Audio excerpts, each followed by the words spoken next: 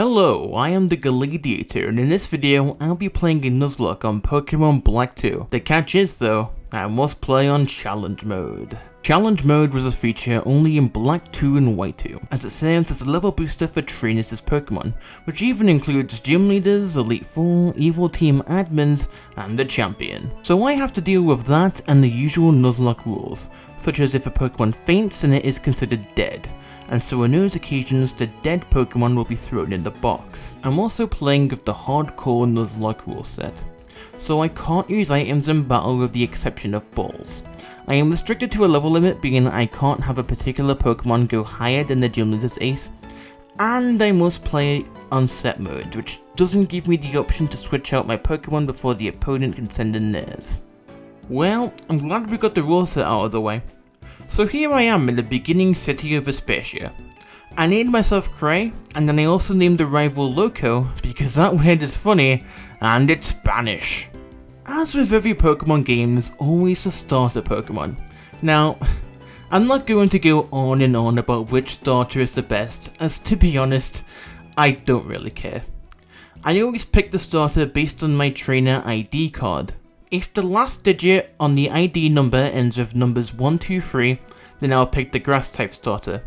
If it ends with 4 to 6, then I'll pick the fire type starter, and if it ends with 7 to 9, then I'll pick the water starter.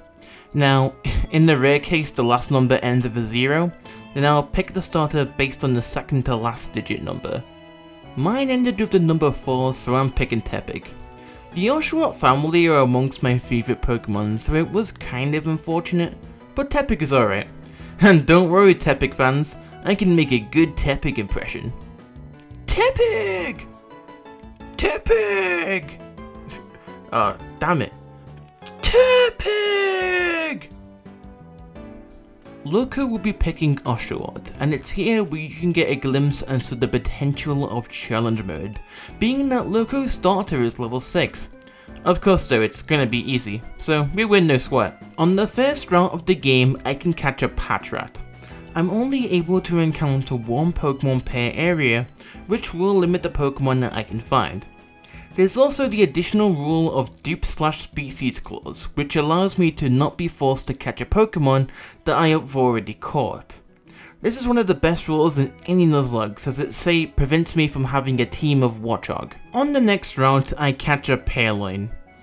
Not a great start, but I'm fairly optimistic for the encounter in Flucacy Ranch. That area has so many great possible encounters. Psyduck, Lillipup, Riolu, Azurill with huge power, and Mareep. Mareep is arguably the best thing I can get here, as it does well with the first gym, and serves as a fine electric type Pokemon, as it mainly serves on the bulky side. Since getting a Mareep is too good to be true, I don't get that, but instead...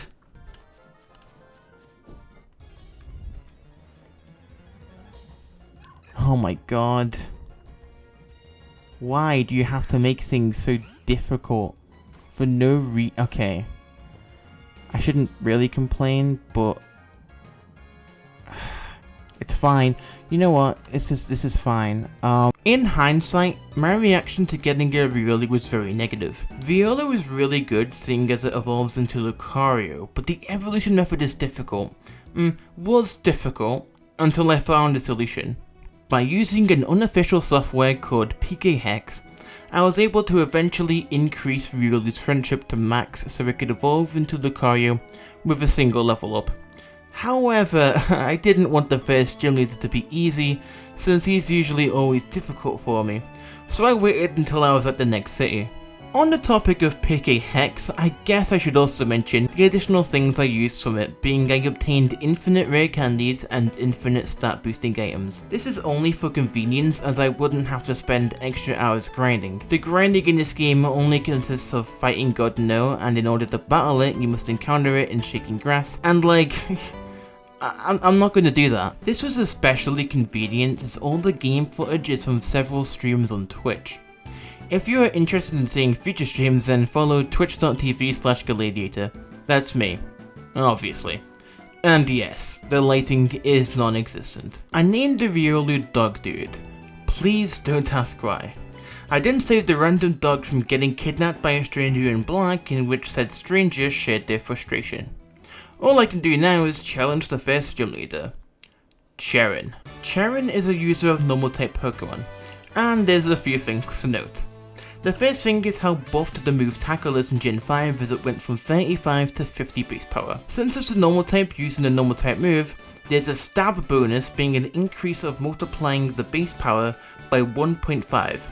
So in this case, the base power is now 75. You can go deeper within the calculation, but you don't need to. You would need to know how strong the opponent is, which thanks to Google, I'd know that the Lillipup space attack is 60.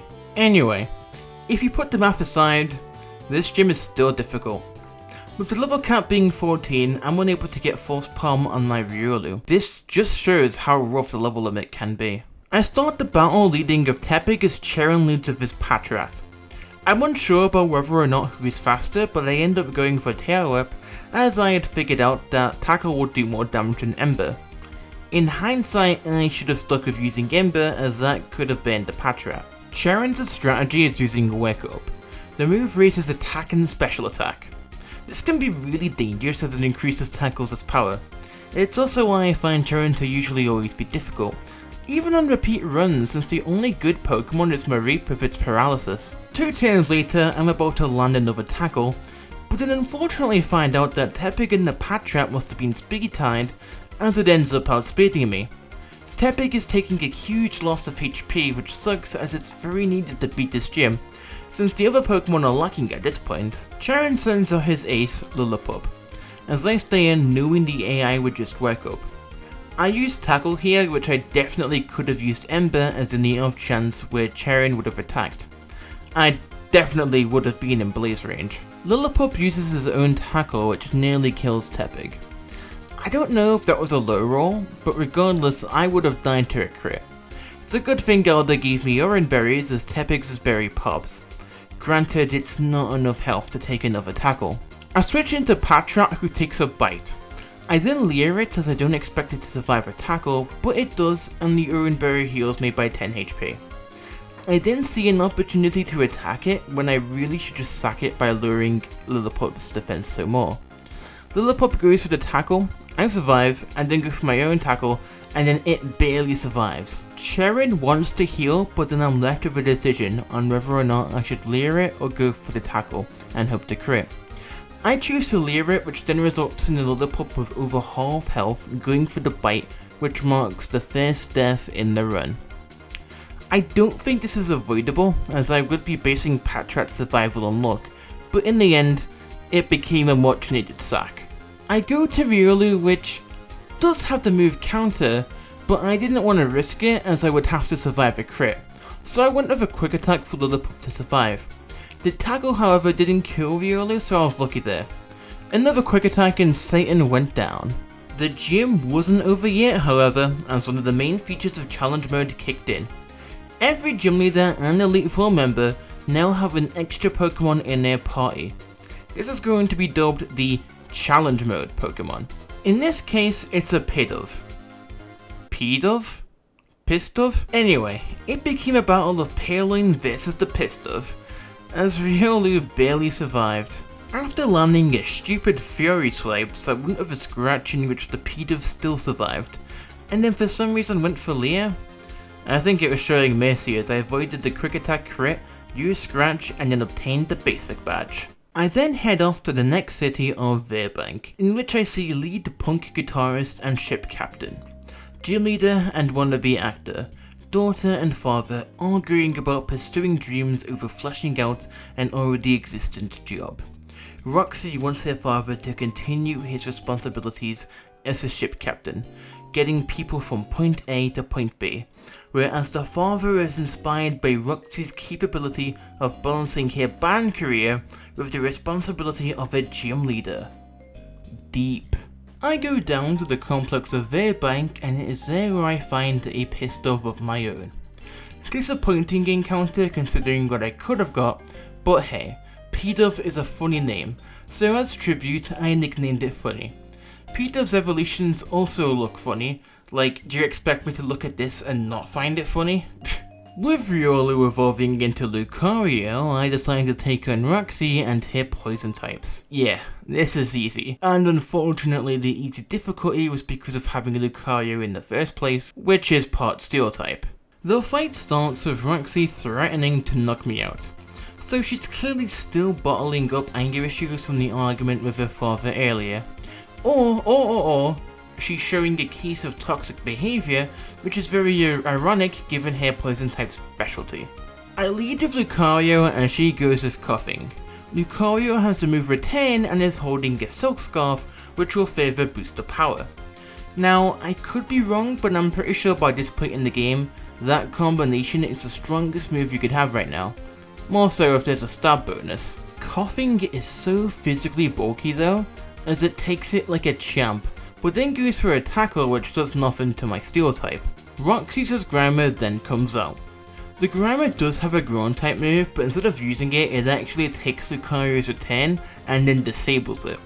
I was really glad this wasn't a completely easy battle.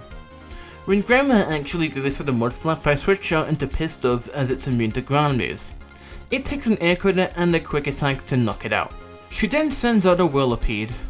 Man, I love saying that name. It's so satisfying. Whirlipede. The Whirlipede does have rollout, so I'm surprised it doesn't use it, as I now go into the evolved Pignite who takes a Finish Shock. It then takes 2 flame charges to knock it out, and the Toxic Badge is mine. I'm now able to access Pokestar Studios, and it's so interesting that there are a lot of people that hate this. I mean, alright, being forced to do this in the main story is a bit dumb since it is time consuming. I really love the idea though. It's basically one of those win the battle with win conditions type of thing, but in the context of making a movie. Anyway, after seeing the ship captain's terrible movie, he then offers me a boat trip to the city of Castelia, seeing as I did contribute to stop a terrorist attack in Fairbank. I headed up to Rock 4, in which the look of the area surprised me. I never played Black 2, only owned White 2.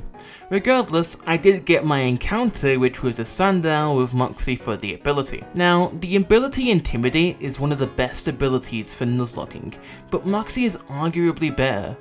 Being able to raise my attack after knocking out an opponent's Pokemon is great for sweeping potential.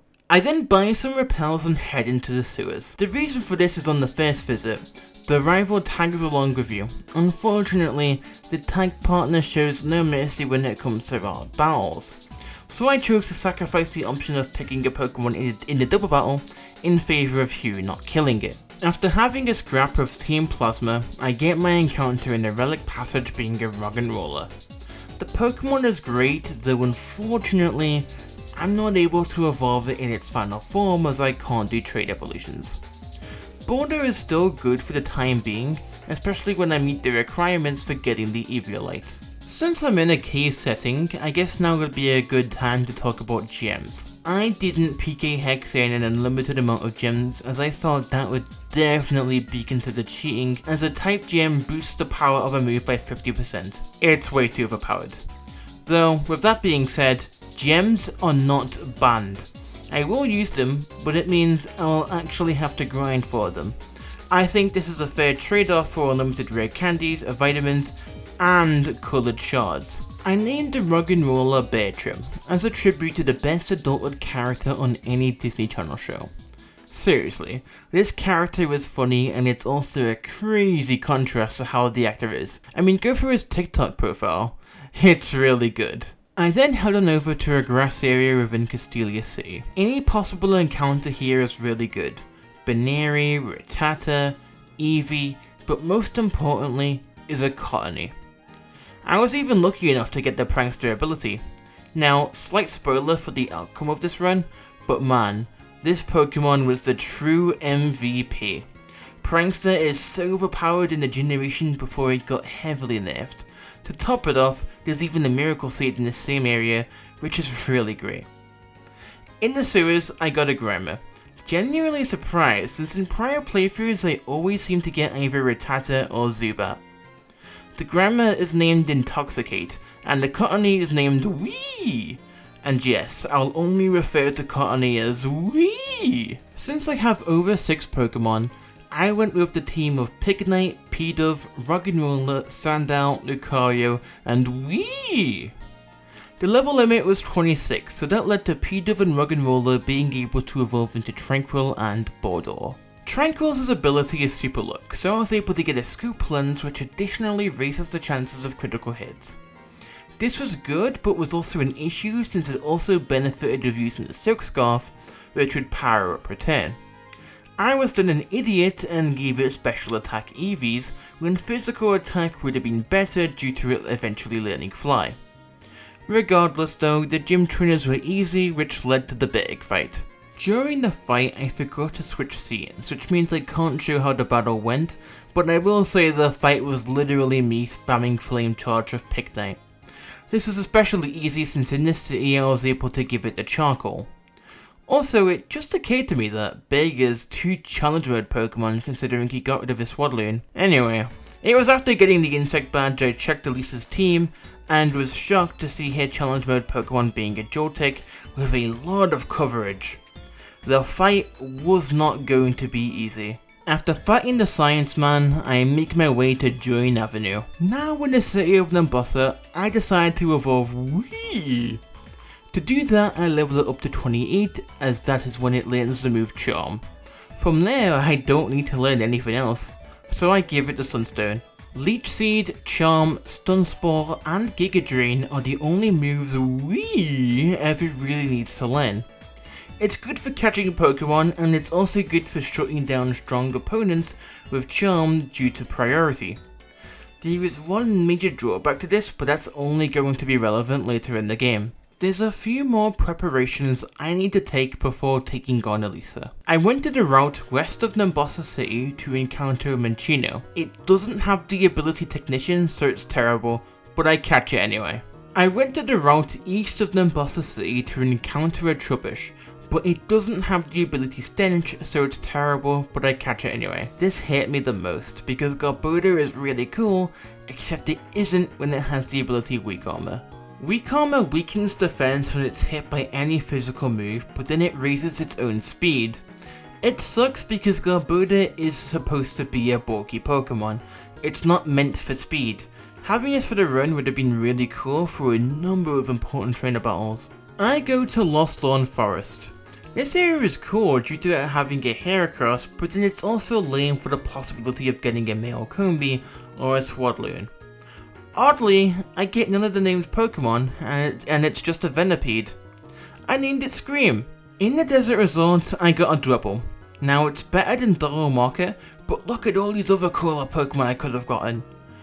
I named the Dwebble Sheldon, which serves as foreshadowing for what my mental state will become 8 streams later.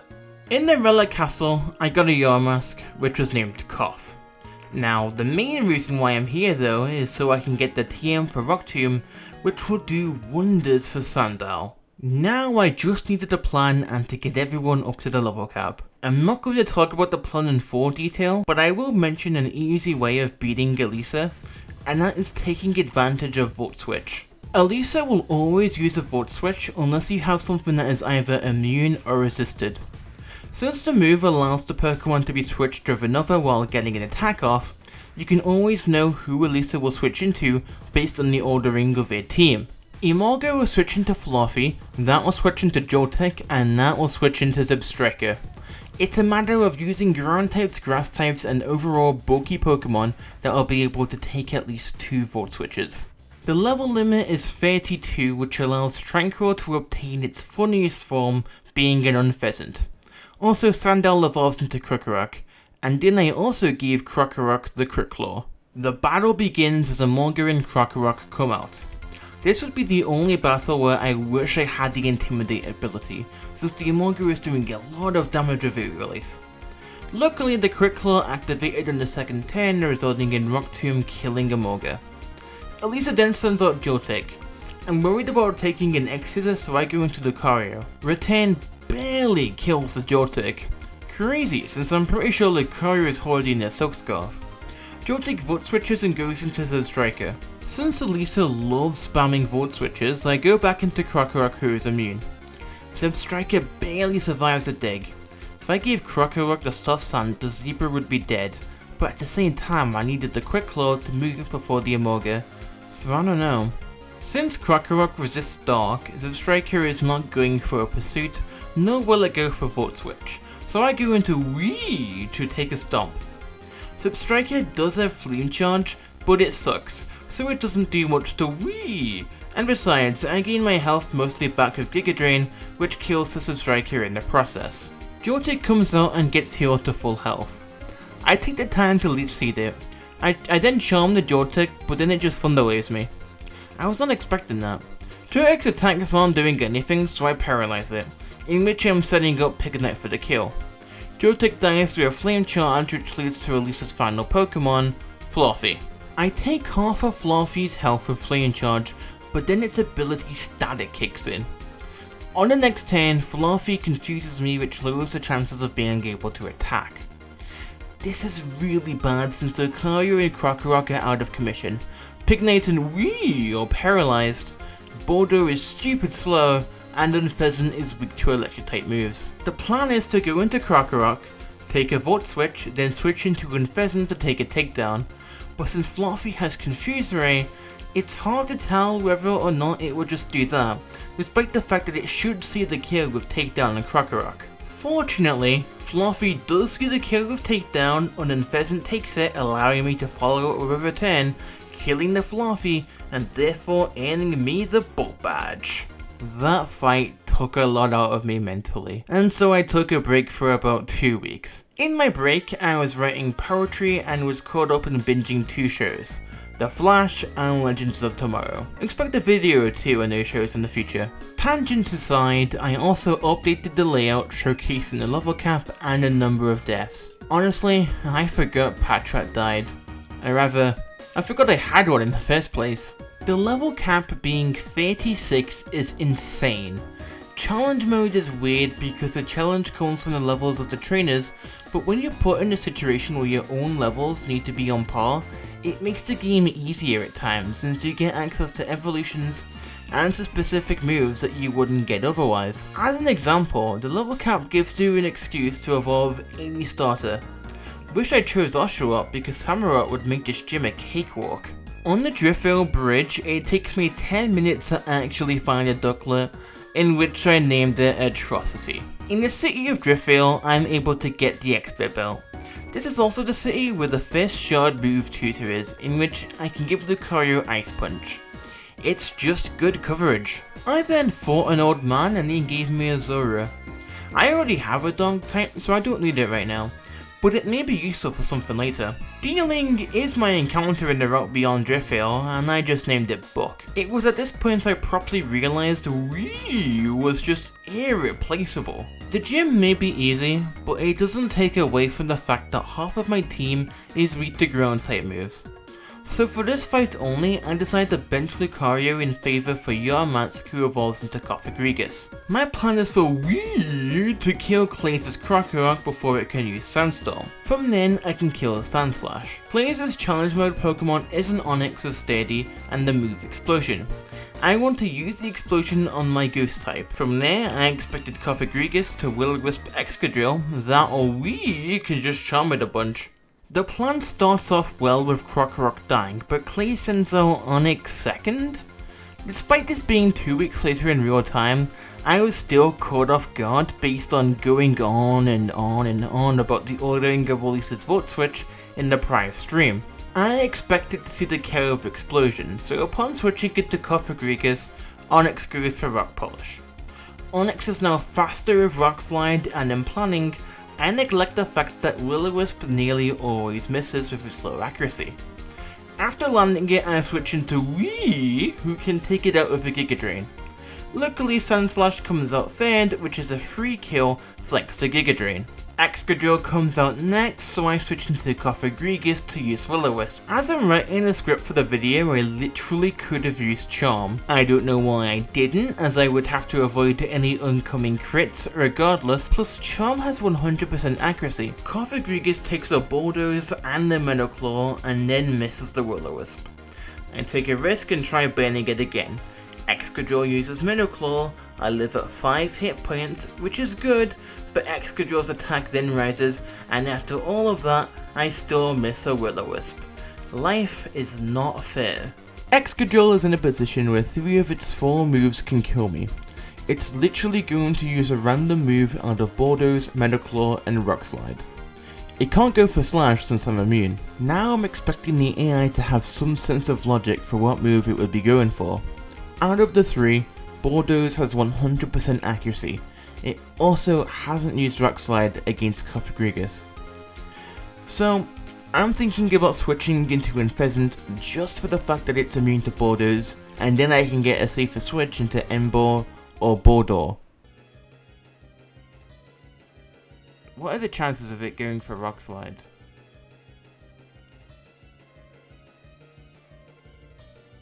I'm gonna go into Funny. I think it's gonna go for Bordeaux's. That's what I would do, right? What the hell?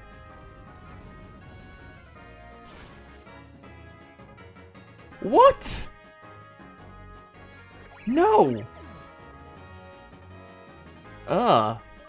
Yeah, comedy is dead. From this point, I'm scared about using Gimbal, so I go into Krokorok, seeing as how I now have a safer switch in. I go for a dig, immediately thinking it was a mistake, but that's because I'm unaware that Bordeaux's can't hit Pokemon underground.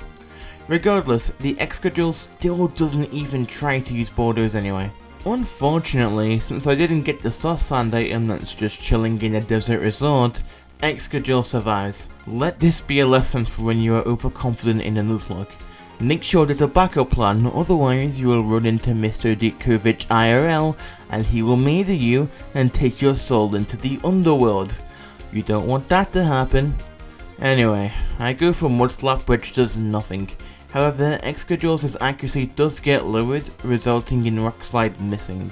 A few turns later and Krokorok takes out Excadrill with a crunch as I now possess the Quake badge. This could have been worse, and it all resulted from switching out Wee into Cofagrigus reacting to the Excadrill. Unpheasant's death is unfortunate. Luckily, it is replaceable with the Atrocity Ducklet, who immediately becomes a Swanner. Before taking part in the PWT, I get access to the Reminder Gale, in which I can give Emboar Hammer Arm. The PWT is really easy since it's basically scripted, as all the trainer Pokemon are level 25, whereas you get to keep your levels, in which I am 11 levels higher. There are shops in the main area in which you are able to buy items and TMs at the cost of BP. As far as I know, there's no way to get an unlimited amount of BP using PK Hex, and since I don't care to debate myself on the possibility of a Pokemon dying in the subway or the tournament in a Nuzlocke challenge, I just don't bother entirely. This really sucks as I lose access to notable TMs, Brick Break and Protect, and notable items such as mainly the Layfob. Oh well. Eventually I'm able to get the HM Serve, so I gain access to the Mistratton Cave, in which there's 2 encounters I can get here. The first encounter is an Aron, which is exactly what I wanted. Slight downside being that it has the ability of Rock Hard instead of Steady, but the eventual Aggron is still really solid. On the highest floor of the cave, the name is technically now called the Guidance Chamber. I don't know what that means, but I basically treated it as a separate encounter. I could only get either Rubat or an Axio. If I got the latter, the challenge would be way too easy, so I was hoping for a Rubat, as if Swanner dies, I wouldn't have a Pokemon with Fly. Luckily, I got the Rubat anyway. Named it Bat Dude because it's a dude and it's a bat. Bat Dude. I then get the TM for Rock Slide and make my leave. I added Aron to the team and replaced it with Bordeaux. Had I not gotten an Aron, I would have just used Rebel instead. For future Nuzlockes, I'm going to make it so I can use impossible evolutions, because it really sucks getting cool encounters like a Timber, Geodude, Abra, and then not being able to fully evolve them. Lucario comes back on the team replacing Cofagrigus. Aron evolves into Lairon, I get the Energy Ball TM that is hiding in a spacious city, and then get an encounter by surfing around in Verbank. It's a Frillish. Easily one of the best Unova Pokemon. It outclasses Cofagrigus due to being able to learn so many more moves, like Giga Drain, Surf, Ice Beam, and even Recover. I named it PC Plum after the Balamori character. I can't play it due to potential copyright, but listen to the PC Plum song. In fact, I'll give you a few seconds to pause the video so you can go listen to the song. Okay, let's continue. To progress, I head into Charnstone Cave. Multiple good encounters here. I get a Joltik with unair for the ability and not Compound Eyes. I don't think I outright say it, but I was pissed as I wanted a Tynamo. The next gym type is Flying. Joltik, regardless of ability, would have an easy time with this gym, and so I really wanted to make things difficult for myself without changing any rules. I caught Joltik, but I never used it. I'm gonna call it Idiot. I'm gonna call it Idiot. Because it doesn't have the Compound Eyes. It needed the Compound Eyes. And so since it therefore does not have the Compound Eyes, it is an idiot. Yeah. I arrived at the city of Mistroughton and decided to fight the gym. The potential encounters weren't vital for taking on the gym anyway.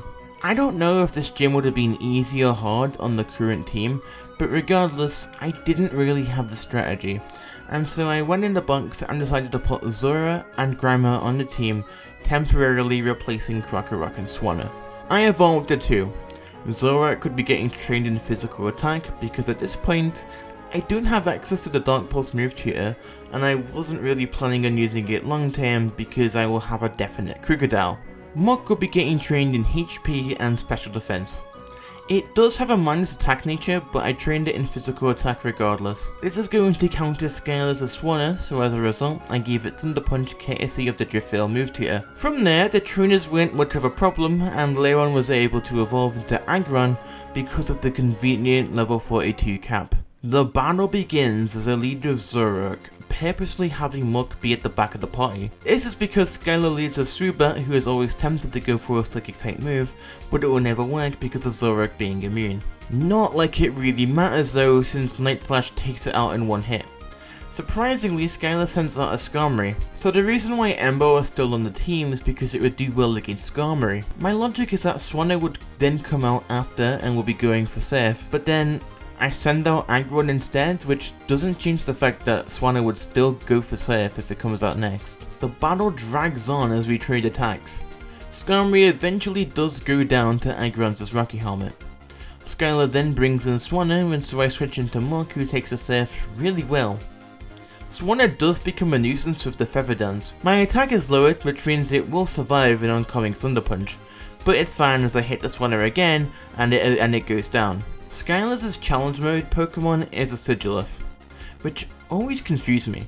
Why would you have another Psychic type?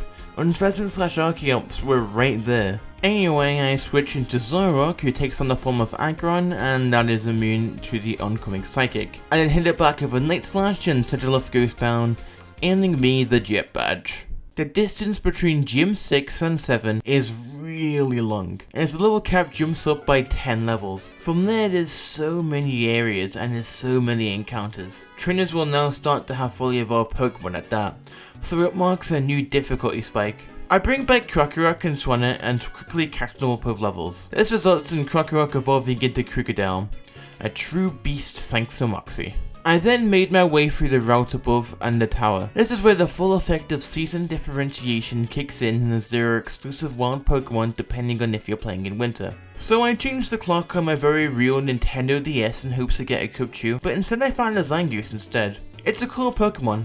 It's an even cooler Pokemon when I found out it has the adamant nature. So who knows? Maybe it will be useful in the future. I head inside to the Celestial Tower, in which I can very easily control the encounter here. Litwick is the most common thing here, whereas you can find LGM and Golbat on higher floors. At this point, having a Crobat isn't all that appealing to me, and Beakyhem makes me physically uncomfortable. Litwick it is. It's easily the best fire type in all of Univert, excluding Reshiram. At this point, I'm slightly considering replacing Embo with it. I hopped on a plane and arrived at Lintmas Town at the length of a Dipted Black transition. Here I can access the Blue Sword move tutor. I don't teach anything yet, but I do keep in mind the move Icy Wind for the future. I'm excited for the Reversal Mountain encounter, seeing as I can get either of these cool Pokemon, but then it turns out to be a Grumpig instead. The upcoming Dragon-type gym is becoming more and more worrisome. I get a Shadow Ball team at the back of the Haunted Mansion, and within that, I encounter a Galladeiator. And also find a Dust Stone, which is good for evolving Lampent into a Chandelure. Inside the Mountain of Reversals, it is here where I slowly lose my sanity. Bianca shows up to be a tag partner in which you get to do some double battles. I'm fine with this. I love doing double battles in Nuzlocke challenges. They're usually always fun. What's not fun is being put in a situation where the opponents have a Crystal and a Swanna and you have an N-Ball. Sure, the Crystal is fine, but that Swanna counters every Pokemon on the team due to either being weak to water or being frail. So I switch into my own Swanna, which is even riskier as the opposing Crystal has a type advantage. The evil Swanna hits mine with an air slash as the Crystal is too distracted at the Musharna being on the field. My Swanna took around half of its health while the ball was still green, so I guess I figured it was a roll. Nevertheless, I went with the safe, being 2 levels higher than the opponents. Crystal goes down, the evil Swanna doesn't. Just gotta hope it doesn't. Just don't kill me, Swanna. Kill Musharna. Kill Musharna, Swanna. Kill the Musharna. Oh god. No.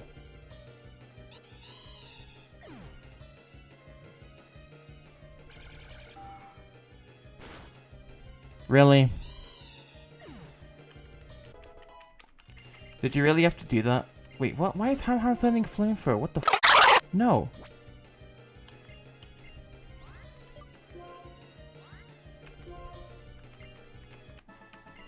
What just happened? Now, I didn't like Swanna, but I think it was this stream where I mentioned how Swanna was becoming more and more tolerable. Plus, it wasn't super bad. I end up putting Phyllis in the team regardless, who immediately becomes a Jellicent. Since I have Aggron being a physical wall, I want a Jellicent to be specially bulky. I head back into Reversal Mountain as I don't really care about the items anyway. I just want to leg it through so no one else dies. No one dies. Oh my god. I'm just rushing into danger. I could fight these guys one by one and Swanna would be alive, but I told myself I prefer double battles. Double battles are more fun. And so I prefer to have fun. I like having fun when I'm playing video games personally. And if that means anarchy, then that will mean anarchy. I don't care anymore. I'm at a mindset where I do not care about anything. It's probably a toxic mindset, but luckily I'm a morally good person, so it's fine if I do it. it's fine if I do it. Let's just kill that Grumpig because I hate it so much. I know Musharna's probably gonna go for the Shadow Ball on Grumpig, but I don't. Oh my god! Right, you're a ground type. Vibrava.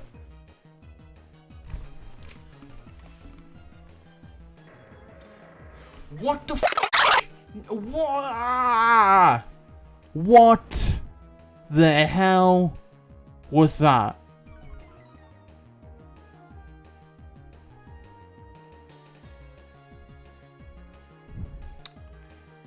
No! Aggron? No! What is going on? What? Is this happening right now? Is this really happening? Alright, you know what? PC Plum, avenge. PC Plum, it's your chance to shine. Use your damn Icy Wind. Why is Jellicent the fastest on the thing right now? Icy Wind. Alright, good job, PC Plum. And what's this Grumpig gonna do? Is that Shadow Ball? Is it gonna kill? Okay, it's not gonna kill me. Alright, good. Good. People usually say I have a laid-back personality. I don't think you can describe that as being laid-back. I just bolt through the rest of this stupid mountain. It's so dumb. I don't like it. I don't know how mountains work in the geographical climate, but I hope its mountain children dies due to a continental drift of Veneer Stage 4. I bring Crystal on the team. Caitlyn Shell Smash, so I devised a plan to sweep Dwayden with said move. There's 3 encounters right off the bat, being the Undella Bay, a grass route below, and then another water route if I keep surfing. Since I'm still playing in the winter season, I aim to get a feel which is easily accomplished. However, if I get the encounter in the rippling water, I can still get that or a Whalmer. I am in a constant debate with myself as to who would be better, and I end up convincing myself that Whalmer is better, despite the fact that the eventual Rollerine has a type advantage in Drayden's gym. Okay, evolve, I don't care. You're not a Walrein. I don't know why I'm like, ooh, Railroad's good though. No, it's not. What was I thinking? No, I think I was like, oh, it can tank Flygon's earth power. And then I can icy wind it. But then what? Then what? I mean, okay, I guess Altaria wouldn't stand a chance. But again, then what? Because then Haxorus then comes in. Oh, I guess what can Haxorus do to a Wailord? I don't know. It's got 200 HP. Haha, quirky.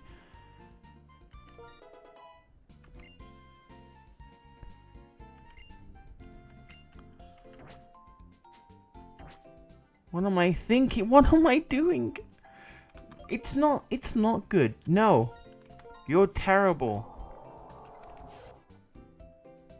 You're bad.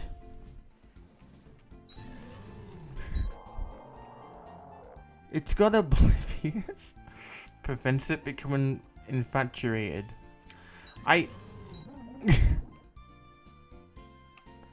No. Though it is funny how you've got more special attack than PC Plum over here, but oh my god, look at this cry.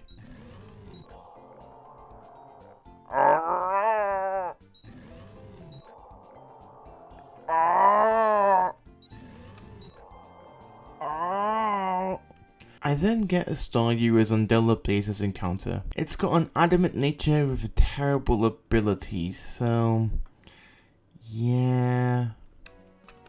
Please, just give me the Swablu. Please.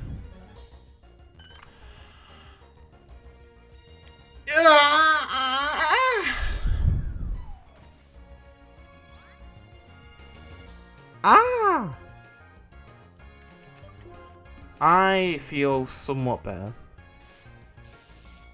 I feel somewhat better. I feel okay.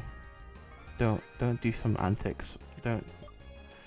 I evolved Swablu into an Altaria, straight away replacing Crystal. To add insult to injury, it has a minor special attack nature, and in this game I'm unable to get Dragon Claw until after the main story. Negativity aside, Altaria's typing is good defensively. I will have an easy time taking out black belt trainers, and that is even with the addition of Jellicent. Later on, I'm also able to get moves such as Heat Wave and Ice Beam. On my way to Lacanosa Town, I run into Cobalion, which goes down with a Fire Punch followed up by a Flame Charge. In Lacanosa, I've become a victim of expositional text boxes, but more importantly, there's a trainer in the Pokemon Center who will tell you the exact team you had for every gym fight. I love this feature.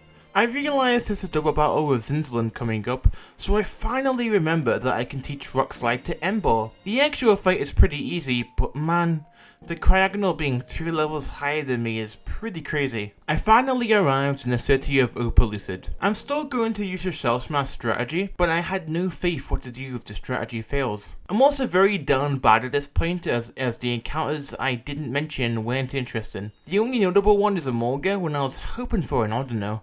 After quickly reviewing the Pokemon in the box, I just made the conclusion that I had access to a lot of good Pokemon, but they then had a flaw of their nature or ability that ultimately made them suck. This doesn't mean the run is dead, as there are still some good Pokemon here and better potential encounters in the future. This also isn't a ROM hack, so the game is still going to be kind, even at this point. I go to the route on the left of the city, fighting all of the trainers as the gym trainers are strong. As for the encounter, I realise I can apply dupe/species clause to every Pokemon here except for Pawniard, which is great. Not great for my mental health as it takes 10 minutes to find one. This was worse than finding a ducklet on Driftveil Bridge. Pawniard or Ever Bishop is an outstanding Pokemon. Arguably it's too great. Its stats are solid and its defenses work well with its typing. Sure, it's quad weak to fighting, but since I have a Goose type who is immune, it allows me to do a lot of pivoting in the sense of getting a lot of 3 switch-ins if the trainer AI tries to pull a fast one on me.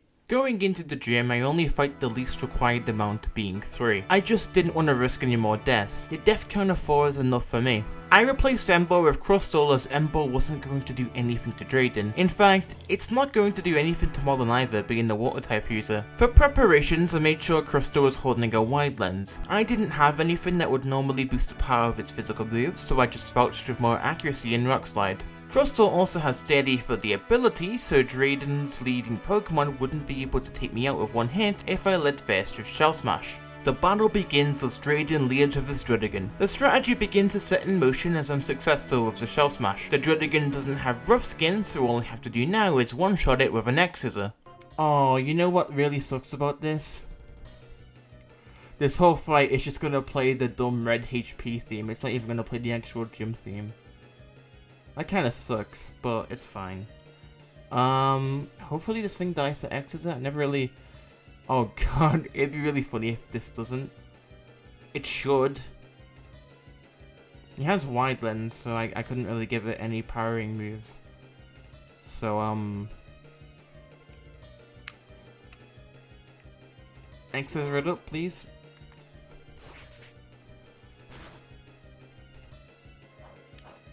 Wow.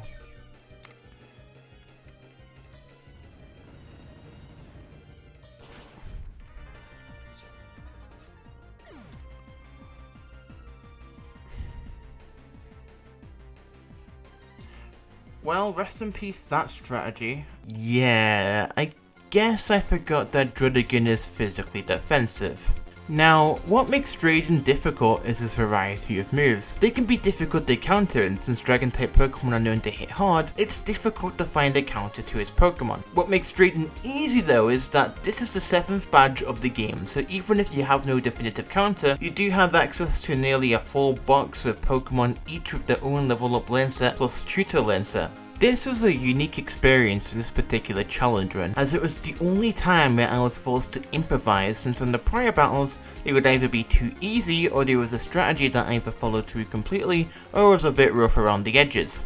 Anyway, I revenge killed the Druddigon by taking it out with a crunch from Krookodile. Haxorus does come out. I decide to play some risks as I barely take an X-Scissor. The risk wasn't worth it as Haxorus survives a crunch and then gains enough help with a Citrus Berry that the AI wouldn't use a healing item. So I switch into Altaria, who takes an X-Scissor. Altaria does take an incoming Shadow Claw before destroying the Haxorus with a Dragon Pulse. Next is Drayden's own Altaria. It does have a Fire Blast, which I don't want to risk Lucario dying to it, so instead I go into Jellicent, which does have Icy Wind. Drayden's last Pokemon is a Flygon. Flygon has Crunch and it wants to use it on Jellicent. The obvious play would be to switch into Krookodile or Altaria, but they are out of commission. Regardless, I switch into Lucario anyway. Flygon wants to use Air Power, so I pivot into Wii, who will take the Air Power more than the Crunch. It does a lot of damage though because of the critical hit. Luckily, I hit Flygon with a Stun Spore. The Flygon however hits me with a crit Crunch, and Wii is still living. This Pokemon by this point has truly cemented itself as the MVP of the run. I heal a portion of my health back with Giga Drain, but I am lucky that Flygon went with the Earth Power. One more Giga Drain and the Flygon gets knocked out. Now I've got the Legend Badge. Since Lucario actually has 21 special attack IVs and I have no need for it to keep Ice Punch, I actually give it a complete special moveset, replacing Sword Sense with Calm Mind. With this new upgrade, I fought Zinzolin.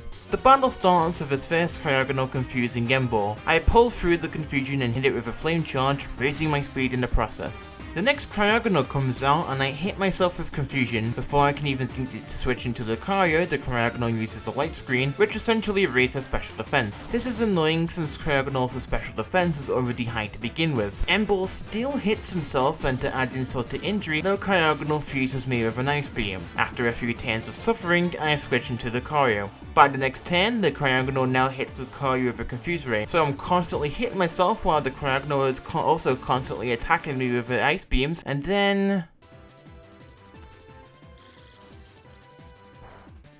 You know something.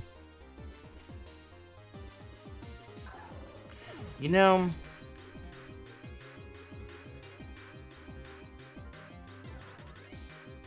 Alright, well...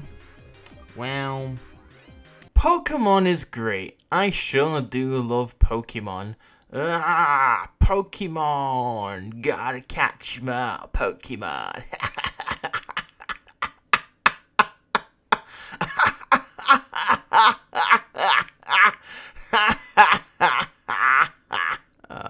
Anyway, at least I'm not comfortable using the bishop. That's great. I quickly arrive at the city of Humalo, in which the final move tutor is present. From here I can get Heatwave and Giga Drain, two really good moves for Altaria and Jellicent. I then ran into Among Us. Look at this guy's face. Now that is the face of someone rather sussy. Among Us X Pokemon roleplay where the Pokemon you encounter can die. I did it, I got the rare Among Us Pokemon. God damn it, it's just a crewmate, not the imposter. No. Looking at Marlon's team and comparing it with my PC, I can definitely make a fun team suited only for Marlon akin to the Skylar battle. I replaced Ember, Krookodile on Altaria with Emolga, Zangoose, and Mok. The battle begins as Marlon leads with Wailord and I decide to leave with Zangoose. This is because I remembered seeing that there was an electric gem in the bag, and so I can use the gem to power up the Thunder Punch and one-shot the Wailord. I do exactly that as Wailord goes down. The fight is even made easier as Marlon decides to send out his Mantine second, so I hit it with another Thunder Punch and it goes down. The Caracosta comes out. I use Taunt, which essentially disallows Costa into using Shell Smash. I hit Caracosta with a Thunder Punch, but doesn't do much because of its Citrus Berry. In contrast, the Caracosta hits me with a Rock Slide, which does a lot of damage. I switch into Jellicent to take a Rock Slide, and I then meted the Caracosta with a Giga Drain. Marlon goes into his own Jellicent and wants to use Shadow Ball. Predicting that, I switch into Bishop and his crowd resisted. In the following turn, I hit the opposing Jellicent with a Night Slash and it goes down in one hit. Easy fight, and to top it all off, I finally now have the Wave Badge. All 8 gym badges are mine, so naturally the next step of progression is to go through Victory Road, fight the Elite Four, champion, and then win, right?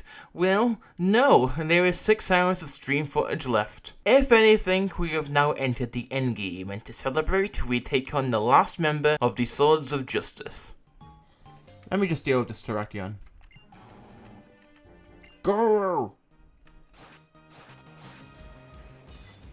Guru! I'm Terrakion, fear me. Terrakion is so dumb. It's the dumbest of the Swords of Justice.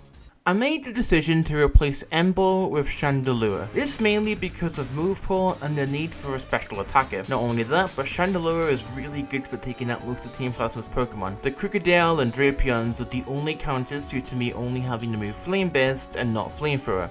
I eventually get on the Plasma Frigate, and after a really annoying portal puzzle, I do another tag battle with Hugh on my side fighting Zinzalin and a random Plasma Grunt. There's no need to talk about the fight though, as it was easy after finding out that Weavile does not have Brick Break. In the Crater Forest section of the Giant Chasm, I encounter a Piloswine. It was a shame since I really wanted a Mid-Hang, as Metagross would have been a guaranteed victory, but this is better than getting it Ditto without the Imposter ability. Oh no. I got into another fight with Zinzalin, except this time, I completely forgot this fight even existed.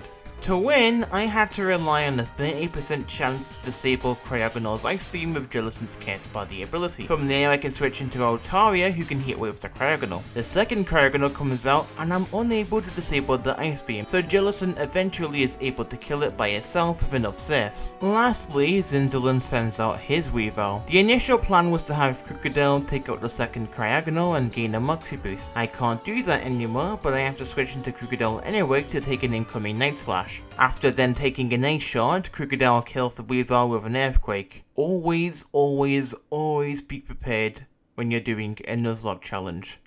Always.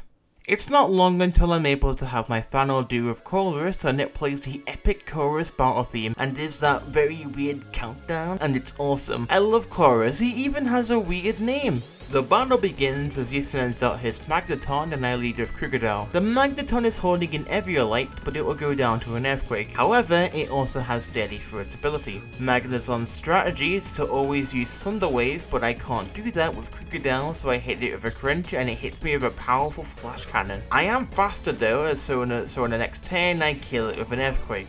Chorus then sends out his Magnezone, which I guess goes without saying, but it is more powerful and also has the steady ability, so I'm a bit more frightened. Magnezone does have the move Explosion, so at first I switch into Altaria hoping to take it, but instead Magnezone decides to use a Flash Cannon instead. Predicting the Thunder Wave, I switch back into Crocodile, who is immune. I switched again to Jellicent, to which in Magnezone is still using Flash Cannon. Then a miracle happens as Jellicent's Scarce Body ability activates, disabling Flash Cannon. I switch into Crocodile, who again takes a Thunder Wave. The only way for Magnezone to do damage now is to explode, so I switch back into Jellicent, and since she's a Ghost type, she's immune to the explosion.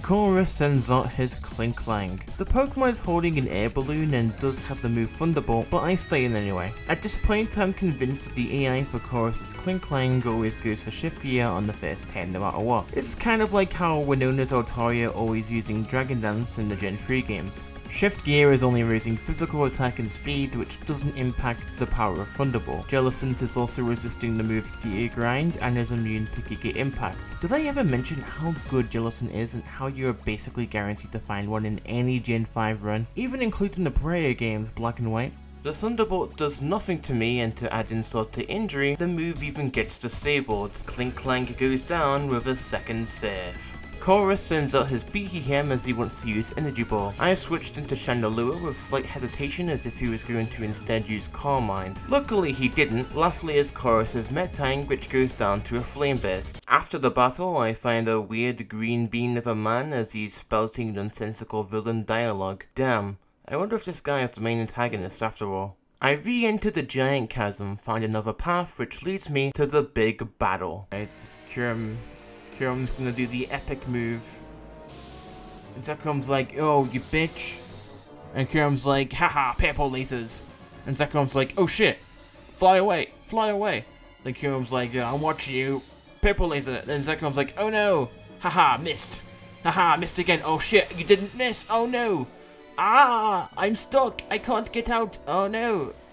Ah, I'm falling. Oh wait, I'm not falling. I am becoming the Dark Ball. I am the ball now. I am not Zekrom. I am the ball.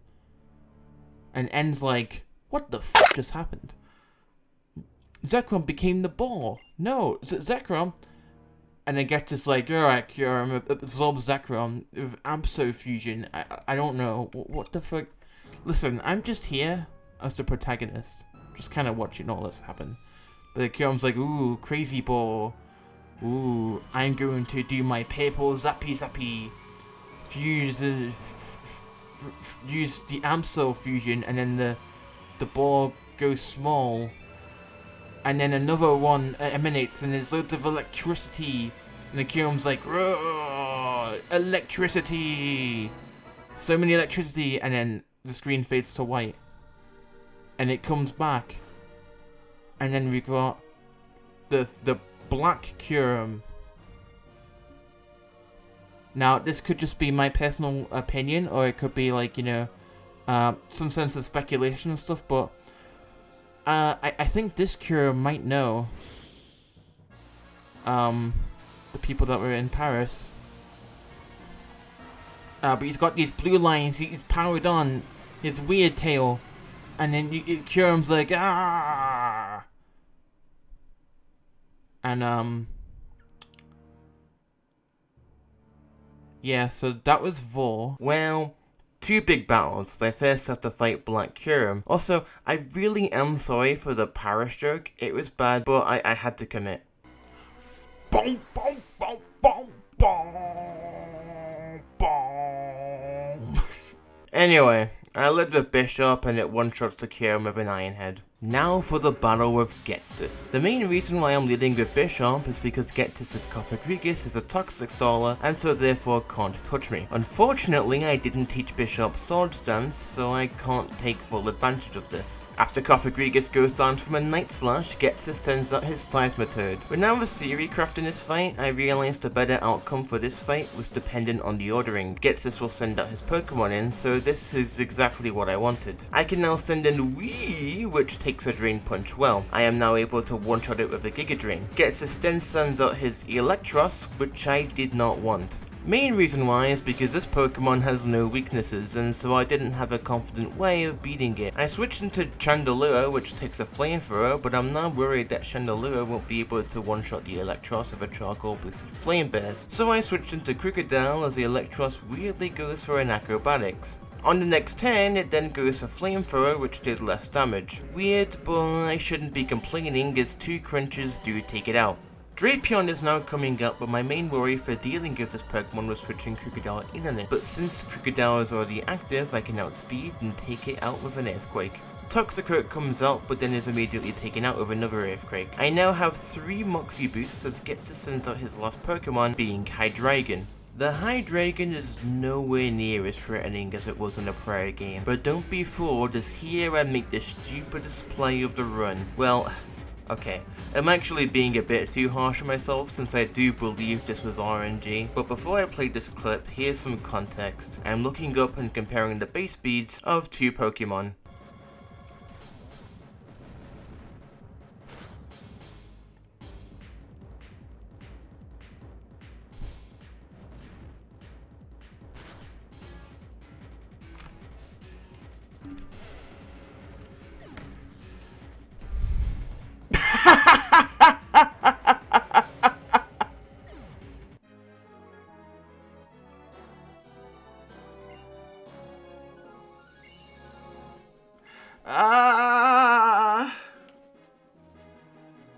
What was I?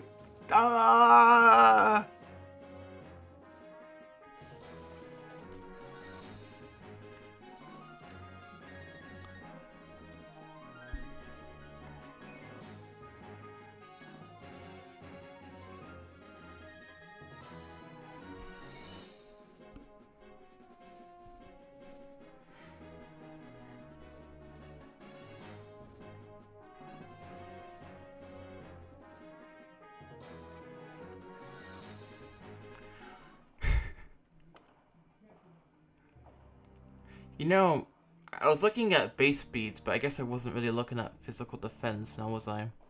This was a huge misplace, and so what makes Hydreigon in this game less threatening in the prior is that this one has physical moves, and so I could have switched into Bishop, take a Dragon Rush, and then hit it with an X-Scissor.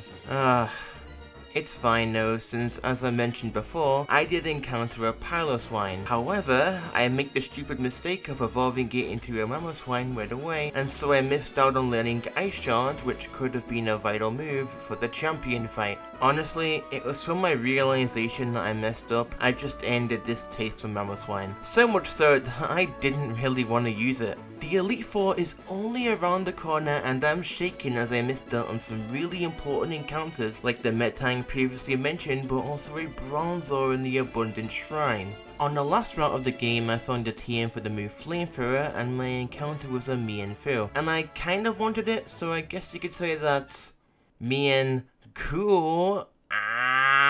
Waka waka. I go into Victory Road, making sure I dodge every trainer as I possibly can. I'm also avoiding exploration as I don't need any items or TMs here. I also don't want any more deaths, and I'm trying to not reach the level limit as I'm getting very close.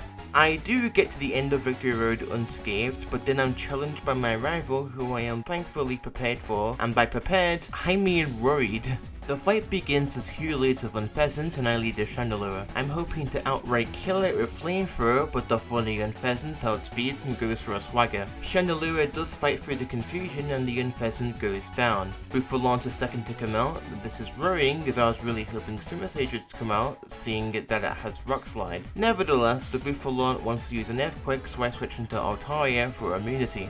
From here I go for a Cotton Guard, but Buffalant lands a devastating critical hit with Head Charge. I am lucky to be alive. I switch into Bishop to take a Head Charge and then switch again into Mamoswine to take an Earthquake. Mamoswine then uses his own Earthquake, and barely doesn't kill, but Buffalant does end up killing itself with root core damage from Head Charge.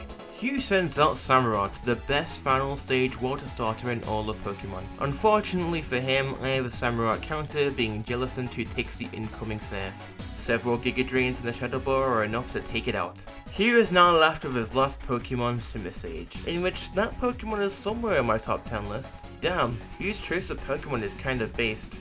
You know what isn't based? This clip. This does not have Brick Break. Now I'm seeing a pattern where everything is just solved because of Bishop's great typing. It has really good typing. It does well for everything except for like fighting. I mean, that's the only thing that really defeats it, because even though fire is a problem, fire has so many counters. Well, on this, oh, you've got. Well, you know what? Maybe I forgot. Okay, well, you know. See, if I didn't click off of the thing, I would have realized that. Oh well, might have a Brick Break. I don't know. See, the issue was I really wanted to get a Bronzong and replace Funny Head with that, and I did not get the Bronzong, did not get the Mitang, and so now I'm just stuck with a. Well, okay. This is fine. I'll just get Wispy Cool to kill it. I switched into Chandelure, dodged the crit with Crunch, and then killed the Simisage with a Flamethrower. The worst part was the night before this stream. I spent 30 minutes off stream theory crafting the Elite Four with every battle, champion included. Bishop was a needed pawn to make the win mine. Whatever, Hugh is beaten. He gave me a useless TM for Thunderbolt, and I'm now at the Pokemon League. With a quick glance at the PC, I realised that I need the Mienfoo. Mainly because this Pokemon, unlike others present, isn't exactly Mienfoo. Waka waka. I immediately evolve it and then decide to take advantage of a strategy that I didn't do for any of the gym fights. So obviously one of the main rules in the Hardcore Nuzlocke is a level cap. The point of the level cap is you can't reach a level higher than the gym's leader's ace Pokemon before you fight them. This is kind of fun as you can take advantage of this by raising the Pokemon's EXP bar high enough but not enough to where it doesn't level up. This means the Pokemon would immediately level up after taking out the gym leader's first Pokemon. It's a highly recommended loophole to take advantage of. I didn't, mainly because of laziness and the fact that I wanted to challenge myself more. However, I am using this loophole now, as at this point in the stream, I did not have any faith that I would be beating this run. Granted, I didn't do this for every Pokemon in the team. I only did this for Chandelure, Meanshell, and Jellicent, as I figured that they were the most vital Pokemon for beating the Elite Four, and for mainly contributing in a champion fight. Meanshell's moveset ended up being Drain Punch, Acrobatics, U-turn, and Fake Out. Anyway, after a boring conversation with the middleman, I challenged the Elite Four. The first member of the Elite Four I challenged is Grimsley and his dog-type Pokemon. The battle begins with Liepard as I send out Meanshell. The Liepard strategy is activating a normal gym with Fake Out, which then activates the Unburden ability. Following that, Liepard does the moves Attract and Aerial Ace to counter fighting types. Fortunately for me, Liepard sucks and Meanshell's Fake Out outspeeds Liepard. From here, I'm just naturally faster and I take it out with a Drain Punch. Amso is second to come out, but I outspeed and kill it with another Drain Punch. Bishop is then third to come out, which serves as a painful reminder that I had a Bishop and it died all because I accidentally closed a tab on Google Chrome. Well, now the roles are vice versa as I one-shot it with a Drain Punch. He then sends out Krookodile, which sets an issue as this one has the ability Intimidate. I switch into Mamoswine to take an Earthquake, but I'm then surprised as Krookodile actually went for Rock Tomb? Why does an Elite Four member have the move Rock Tomb? Whatever the case, I hit the Krookodile with an Ice Fang in which it lives on 1 hit point. Fortunately, I am given another chance for a better damage roll with Ice Fang as the AI wastes a turn using a full restore. The second Ice Fang connects and one-shots the Krookodile. Grimsley's last Pokemon is Grafty. I switched into Meanshell to take a big break, and then after getting some cheap damage off of Fake Out, I hit this Grafty with a Drain Punch and knocked it out. Grimsley is defeated. The next person on my list was Chantelle. I got rid of the Charcoal in favor of the X-Bear Belt on Chandelure, as this was going to be an Asterisk Chandelure sweep. The battle begins as Chantelle leads with Coppergregus, who gets knocked out in one hit with a Shadow Ball. Golek and Drifloon also died to one immediate Shadow Ball. Chantelle then sends out her Bayonet, which is when things get fun, as the Bayonet has Sucker Punch, which can knock out Chandelure in one hit. So naturally, the option is to switch, and I do by switching into Mamoswine. Chantelle's ace Pokemon is her own Chandelure, which is holding a Trace Scarf. My best bet in defeating her Chandelure is with my own, but to do that, I have to make sure that Chandelure is locked into using either Fire Blast or Energy Ball. Mamoswine, being a Pokemon that is weak to both, is a good contender for specifically taking out the Bayonet, as it does so with an Earthquake. Now the plan goes into fruition, as I'm able to take 2 Fire Blasts, and on the next turn, I can kill her Chandelure with a Shadow Ball. The next person I fight is Caitlyn, a Psychic type user. This fight is another sweep of her initial 4 Pokemon go down to a Shadow Ball. The Sigilyph was scary at first since it does outspeed and it has a Shadow Ball of its own, but Chandelure is still living. She does have a Metagross, but that just dies to a Flamethrower. Now there's only one member of the Elite Four left, being Marshall. I went with several plans for Marshall. Instead, my plan was using my Ghost type Pokemon and hoping for the best with the move Psychic. Since Chandelure is now level 65, I led with that, feeling confident. The battle begins as Marshall leads with Throw, possibly the stupidest looking Pokemon in the entire dex. I use Psychic, but Throw lives and then retaliates by using Bulldoze, which lowers my speed. This now prevents me from sweeping Marshall's entire team with the Chandelure. Nevertheless, I do outspeed Throw as I hit it with an Energy Ball. Marshall then sends out his ace Pokemon Conkeldurr. This thing is really scary as it has the ability Scott Guts and is holding a Flame Orb. Conveniently, the Flame Orb doesn't activate until the next turn, but it doesn't stop me from hitting it with a Psychic, which knocks it out in one hit. Lucario is next to come out, as it does have Shadow Ball. I switched into Meanshell as Lucario goes for a Calm Mind. You're not going for Psychic. Best case scenario, you go for Calm Mind. Yep.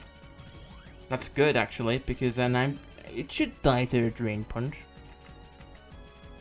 I'm going to figure it out first for good measure, and because no, you have inner focus. No. Oh, I'm so dead. It hits so bad. Before this Lucario increases its body count, I switch into Mamoswine, which is surprisingly outspeeds and one-shots it with an Earthquake.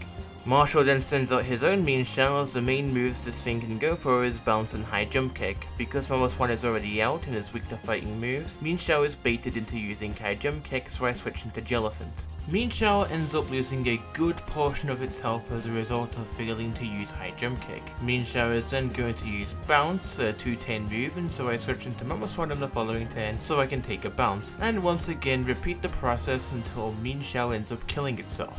Marshall's final Pokemon is Sork. Sork does go for the move Payback, which would be devastating had Sork not moved first. Regardless, it does a number of Jellicent's health, and no matter what, I'm unable to one-shot the Sork because it does have Steady for its ability. I switch into Altaria, which outspeeds and kills Sork with a Dragon Pulse. Grimsley, Chantelle, Caitlyn, and Marshall are defeated. 5 of my 6 Pokemon are alive. Overall, 8 Pokemon have died, and there is 1 trainer left. The champion, Iris West Allen. The battle begins as Iris sends out her Hydreigon as I send out Jellicent. Jellicent is again especially bulky, and the Hydreigon surprisingly doesn't have a dog type move. Don't know why. Hydreigon is holding the Rise Glasses, which powers up its special moves, but my Jellicent has leftovers, which is really helpful for getting around critical hits. Within 2 Ice Beams, Hydreigon is taken out, and then a fucking miracle happens as Iris then sends out Lapras. I wasn't sure this was going to come out now. It does have Thunder, but I have Giga Drain, and again, especially bulky. Jellicent even outspeeds the Lapras, so I'm able to heal a fair chunk of my own HP. I can't pray for Thunder to miss as the Lapras is holding a Wide Lens, but after surviving the first Thunder, the move is instantly disabled thanks to Curse Body. This does mean that Lapras is going to put me to sleep with Sing, but that's fine as its main bet for doing damage to me is Hydro Pump, which of course isn't going to do much damage. Lapras only delay the inevitable. I eventually wake up and take out the Lapras of Giga Drain. Gilsint now has over half health, which is really good. Iris then sends out Druddigon, which I was convinced was going to be the second Pokemon. This is because Druddigon has Thunder Punch, which is boosted by the Sheer Force ability and by the Life Orb held item. It's really good that Lapras came out when it did, as it would have been awkward dealing with it later in the fight. Anyway, predicting the Thunder Punch, I switched into Wii, but Druddigon decides to instead use the move out Rage. Wii barely survives, and it also means I can't destroy Druddigon's attack stat with Charm and Leech Seed. I have to improvise here, but then I realise the Chandelure has Flame Body for its ability, so there is a chance that Druddigon will be inflicted with the Burn status. I don't really hesitate risking this, as Chandelure has no real use for the rest of the fight.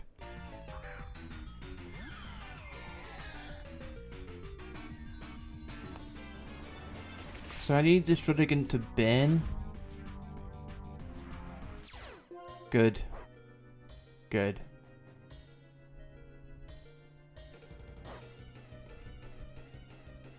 Bonus points if Chandelure can kill here. Actually, I think I do need to kill it here because if I switch, because I'll be forced to switch into a Pokemon first, right? Because then the Druddigon might die to burn. I don't know if that's how that works. I am just so surprised with Outrage, but because I don't know why it would go for Outrage when Thunder Punch was right there. And that Outrage isn't Sheer Force boosted either. It's Stab boosted, and then Life Orb boosted, but Thunder Punch, I don't know. Maybe it just literally just saw the kill of Outrage and just went balls to the walls or something. I don't know. A spell tag would have been really good in this situation. Flamethrower is not going to do much.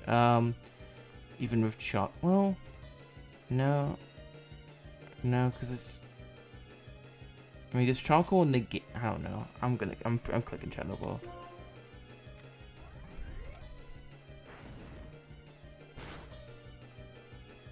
Okay, you're dead.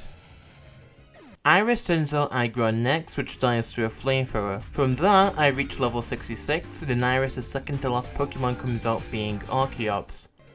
Well, you were really cool, Chandelure. You were great, actually. Really great.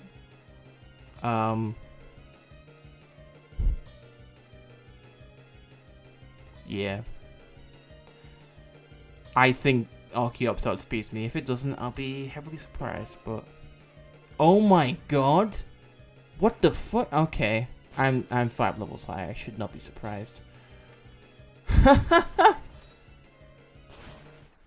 Huh. It's already in defeatist range. Defeatist mode.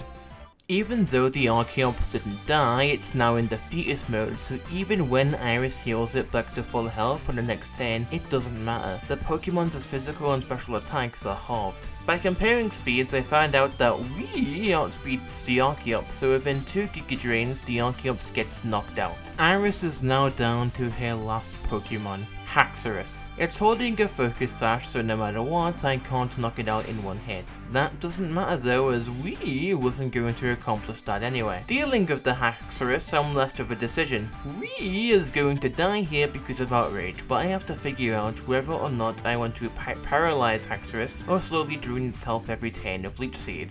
The former is good if Haxorus tries to use Dragon Dance, but the latter is good for breaking Haxorus' Focus Sash. I convinced myself to use Leech Seed as I used that before Haxorus kills Wii, the oldest surviving team member with an Outrage. Haxorus is now locked into using Outrage before it gets inflicted with the Confused status, so I can make some plays knowing full well that it's not going to use Dragon Dance. I switch into Altaria knowing full well that it's going to also die with an Outrage. Altaria dies, but Haxorus has taken some real core damage because of the Rocky Helmet item. Unfortunately, I didn't realize Leech Seed won't work unless, you know, someone doesn't die, so in the process of all of this, Haxorus hasn't taken additional damage. I am down to my last 2 Pokemon. I sent out Mamoswine as I want to use Ice Beam. And Haxorus doesn't really have anything. Yeah, all it can really hope to do is outrage. I think dragon dancing is just not really an option. And I'm so glad I gave it Ice Beam over Ice Fang, because it's just my special attack is worse, but Ice Beam's power is better and its base power is better. Plus it never misses. Well, I mean, it's 100 accuracy. Hit yourself. Damn it. Am I taking this? I do not take that well. Did not take that well at all. Oh god, this might... Oh my god! Wow! Ah, that was up! Mamoswine! She really did prove herself! What the hell? And yet, there was like 3 minutes where I'm like, yeah, I'm using a Morga, and then I looked up and I went over the strategies again. I'm like, no wait, no, I do need Mamoswine because of the Chandelure pivoting and the Mean Shell pivoting. So look who finally proved this. Oh my god. Ah!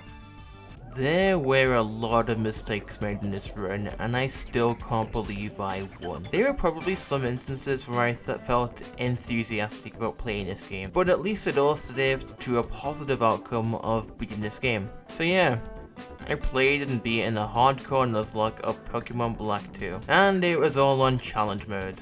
This was the first Nuzlocke where I decided to not grind and approached grinding through the way of using rare candies and EV vitamins. I highly recommend doing this, especially to the players that get disheartened when a Pokemon dies. Doing this makes team building more fun in my opinion, as it also saves several hours of one's time fighting God knows and Pokemon breeders. Anyway, if you like this video, then maybe prove it by giving it a thumbs up. Also, maybe subscribe and I'll be motivated to make more videos like this, but hopefully a lot shorter, because my god, this video script is 70 pages long. Anyway, this outro is starting to become a little bit too long for my liking. Future Jackson, if you want to like start playing the Mario Sunshine music and the transition, that would be very nice. Oh wait, I think I hear something. I think it's playing. Okay, alright, see ya, bye.